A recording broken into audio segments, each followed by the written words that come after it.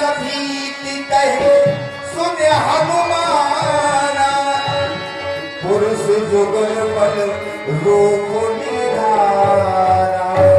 हे हनुमान जी महाराज, आप तो बड़ी प्रकार से जानते ही हैं कि मैं इस पर्वत पर क्यों निवास करता हूँ। मैं अपने भाई बाली के भय से इस पर्वत पर निवास कर रहा हूँ।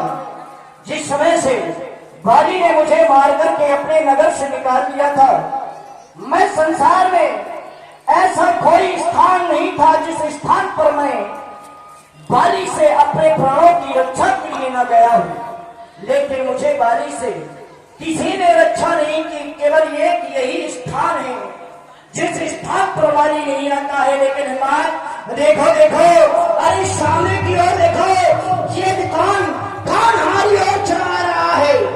ये क्या? जिसमें हमारी दृष्टि इनकी ओर जाती है तो देखकर के ऐसा लगता है कि मानो ये दो कोई तपसी हमारी ही ओर चले आ रहे हैं। हनुमान, कहीं ऐसा तो नहीं कि ये बाली के भेजे हुए कोई गुप्तचर हो जो हमारा और पता ठिकाना लगाने के लिए आ रहे हो? आज तक इस मार्ग से ना जाने कितने पथिक निकले, ना जाने कितने राहगीर निकले, लेकिन कभी भी उन्हें देखकर के मन में संशय नहीं हुआ। आज इन दोनों तपस्वियों को देख करके संशय हो रहा है। कारण है, संशय क्यों नहीं होगा? क्योंकि जिस समय हमारी दृष्टि इनके मुखार बिंदु की ओर जाती है तो देखता हूँ इनके सर में है जटाजूट। जटाजूट को देख करके क्या मैं इन्हें सन्यासी मानूं? अगर मैं इन्हें सन्यासी मानता हूँ तो उसी समय मेरी दृष्टि इनके कंधों की ओर जाती है, और जब दृष्टि कंधों की ओर जाती है तो देखता क्या हूँ? हाथों में धनुष बाण, कंधों में टंगा हुआ ये कंकस। क्या ये छत्री है? नहीं हनुमान, ना तो ये छत्री समझ में आते हैं, ना ही दोनों तपसी।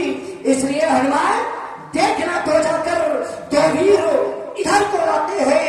दोनों तपसी तेजस्वी नरसिंह समान सुहाते हैं। मृतंग श्रावस वाली रात, और यद्यपि यहाँ नहीं आ सकता। अरे जब तक हूं मैं इस दुनिया में, जब तक मैं इस दुनिया में हूं वह चैन नहीं पा सकता। पटवा बाली भय मनवेला, भागो तुरंत तजो यसेला।